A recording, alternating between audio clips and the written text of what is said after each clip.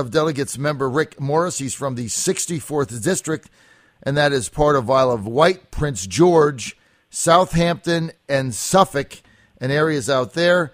Hey, Delegate Morris, good to have you with us. Good morning, John. Great to be with you. Thank you. Now, with the redistricting, Rick, of the 4th District, what district are you actually in now? I am still in the 4th. Thank goodness. I'm still in the 4th. And that is now, what is that? What did they do to Suffolk? Did they just split it in half or what? Yeah, it is. It's virtually split in half, the northern going to the 3rd, southern part staying in the 4th. So what actually changed? Isle of Wight went to Bobby Scott, right? Yes, it did. Half of Suffolk. What else? It brought more of Petersburg and that area up in the northern part of the 4th District, took over some of that 3rd, and shifted the 3rd down into Isle of Wight. Right, so Isle of Wight went to Bobby Scott. Half of Suffolk went to Bobby Scott in the 3rd, and they added in the 4th District. Now, also a portion of Chesapeake, the South Norfolk area of Chesapeake, as we understand it, went to Bobby Scott as well. Yes, sir. And that's a Democratic stronghold. That went to Scott. And then going into the 4th District, now I think it's all of Petersburg, right? All of it. I believe it is. If not, it's got to be pretty close. Yeah, it's about 90% or all of it. I'm not sure. I couldn't really read the lines. And then most of the city of Richmond. I don't know if it has most of the city of Richmond. I think there is part of it. I don't remember that much of the lines up there. So you got some of Richmond, all of Petersburg. That went into the 4th District, and they lost half of Suffolk, Isle of Wight, and a little piece, the South Norfolk part of Chesapeake. But it's now that district voted, if you look at the new lines, that district voted for Obama 61% in 2008, 62% in 2012. That's why it's now seen as a likely Democratic pickup in 2016, and most likely the nominee, the Democratic nominee, is either going to be Don McEachin, Senator McEachin. He's the overwhelming favorite. Also, he's going to be challenged by Ella Ward. She's got an outside shot. Obviously, if she can get all of her people out, she got an outside shot, but she'd be a big underdog. Kenny Alexander, if he runs, everything changes. But right now, it looks like he's going to run for Norfolk mayor. Have you heard anything else, Ron? Rick, I'm sorry. Have you heard anything else? No, I really haven't. I haven't. And, with the General Assembly getting started up here, I'm really focusing on Richmond and what we have to do here for our state of Virginia. I really don't pay that much attention to who's running who, especially on the Democrat side. I could care less. Right. But you really just got to focus on what we got to do up here in Richmond right now. Okay, good deal. Now, Delegate Morris, don't forget to come to the 4th District Convention and vote for me, Ann, and Robert Ike. We are running for the 3 delegate seats to the National Convention in Cleveland on the Trump ticket. So don't forget to vote for us at the convention. That should be a good convention, huh? That should be a very good convention. Well, we're gonna win, so it'll be a lot of fun, especially because there'll be a lot of new people there because the district has changed. I want to tell my audience that Rick Morris, for the 3rd year in a row, has got a 100% rating from the American Conservative Union Organization. Only one of 3 people in the General Assembly to get a 100% rating, and only one of 2 people to get it 2 sessions in a row. So that's pretty noteworthy. Tell me the big issues that you're working on right now, Rick.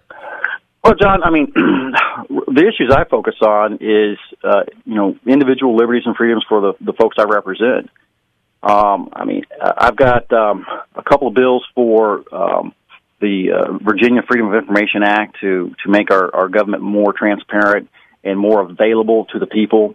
One bill I think is pretty important is that requires that all employees, officers, and appointees use government-provided email. An email is a public record, same as any other document produced.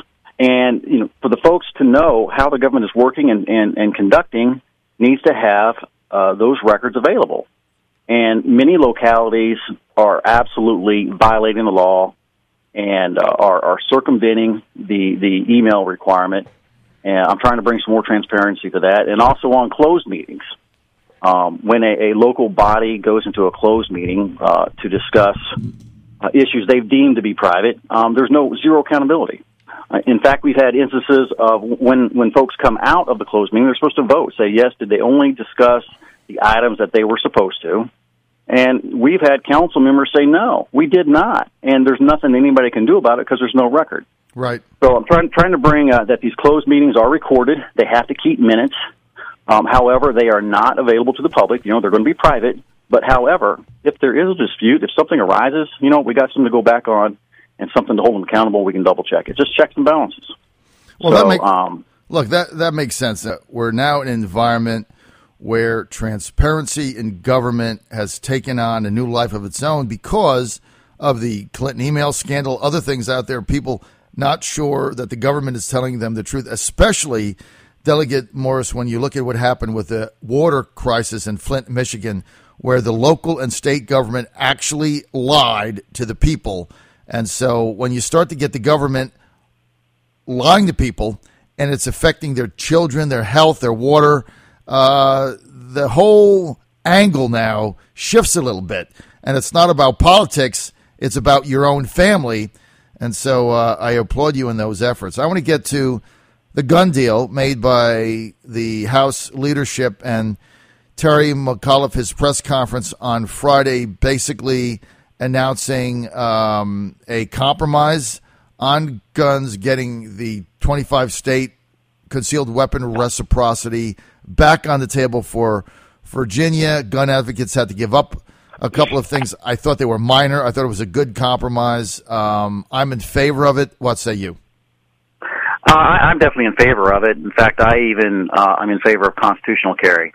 But I think the Democrats saw the writing on the wall. The governor saw that this was such a bad for the people of Virginia. And essentially, I think this was a favor for Northam when he runs for governor in next year, because it was such the polls were bad. The people were outraged that their right to self-defense when they travel has been stripped from them. And I think they were just in damage control. I don't think they could do anything else but this deal. But overall, I think it's good for the people of Virginia. Delegate Morris, you're the first person that has acknowledged that this deal is a huge benefit to Lieutenant Governor Ralph Northam, who is going to be the Democratic governor candidate in 2017. I said that from day one. You're the first person I've had on the air to acknowledge that. I mean, this thing, if it were to hold, really put Ralph Northam in a bad situation. I think Governor McAuliffe saw that, and look, Ralph Northam is in a tough position because he's got to appeal to the progressive wing of his party in order to not have a primary challenge. On the other hand, being associated with this thing was going to be a disaster for him. So I think the governor bailed him out. Absolutely. I think he did too. But at the end of the day, what I care about is what's good for the folks of Virginia. And regardless if it helped, a Democrat or not, what I care about is it helping the people of Virginia. And this does. A multiple city district for Rick Morris. You can't even say it in one sentence without taking a deep breath, right? Yeah, you do. You got to take a little bit of breath, make sure you catch everyone and you don't leave anyone out on that. That's right. Now, let's get to Certificate of Public Need. 3 of these bills getting out of committee yesterday. I've been on the record as I am 100% opposed, Delegate, to full repeal of COPN because I think that it will financially devastate rural hospitals. Also, the argument for repeal of Certificate of Need, that it's a free market, it's competition, is, I think, poppycock and nonsense because hospitals don't operate in anything like a free market environment. They're the most heavily regulated industry in the United States, and especially in Virginia. They have to offer services they lose money on. They have to take people who have no ability to pay. They lose money on that. So we're not really dealing with a free market situation. 3 of these 3 bills got out of committee yesterday. Tell us Your thoughts on it and why? Well, for the principle of free market, I'm in favor of moving our healthcare system towards a free market system. But you're exactly right. I mean, it is so heavily regulated. It's almost impossible for them to be profitable. I think there needs to be a gradual transition, but at the same time, as we're transitioning towards free market for healthcare, we need to remove those government regulations that inhibit them from being profitable. So I agree with you on that. But I think it is important that we try to get to a free market system on this. It's going to create better health care by competition. Competition works. That's what's made our country so great. But we've got to try and bring those principles to our health care. And unfortunately, they're just so heavily weighed down by these regulations. It's suffocating them. Well, there are, and rural hospitals are in a tough position because they provide jobs in the area, they provide economic activity in the area. Coupled with the fact if you get sick or something's the matter, you need proximity to a hospital, but they're losing money. And my fear with repealing the certificate of public need, while it sounds great because we can talk about competition and free markets and things like that, the reality of it is that it will allow the poaching and profiteering of big health organizations to come in and profiteer by only offering the most profitable medical services like imaging and things like that, which is the only thing that hospitals have an opportunity to make money on that pays for everything else that they have to lose money on. So I believe it's going to be the land of the medical poachers. And so that's my concern with this. Yeah, but I'm going to disagree with you on that because at the end of the day, do we believe in the principles of capitalism or do we not? I still believe in those principles, and the healthcare system is the most regulated in any profession. But by bringing in competition, it's going to help make the services better. I truly believe that, and it will help drive down some costs. But if the regulations can't stay the same, that's a given, because if you're going to put in these free market principles, it has to coincide with deregulation. We have to stop requiring that they provide certain service. We have to try and help them become more profitable by less regulation. If we're removing the certificate of need, I think it also has to go with additional deregulation. They have to be hand in hand. You can't do one without the other. But the problem with that, Delegate Morris, is you can't deregulate the services that hospitals have to provide. For instance, the whole maternity ward, delivering babies. They lose money on that. So if you were to deregulate it, a hospital could say, well, I'm simply not offering that service. Go deliver your baby somewhere else. Well, then it puts people that don't have access in a very difficult situation when they're trying to have a baby. Ronald Reagan signed into law in the 1980s, the law that says if you go to a hospital and you're in medical need, you have to be taken care of whether you have the ability to pay or not. So you would have to unwind that. Can you imagine a hospital emergency room turning somebody away that's in a life and death situation and saying, well, I'm sorry, you don't have insurance. We're going to let you bleed to death on the road. I mean, that's never going to happen. So, all this stuff sounds great, and we can all go on TV and talk about, free market and competition and deregulation. But at the end of the day, in the hospital industry, it's just BS because it's not real.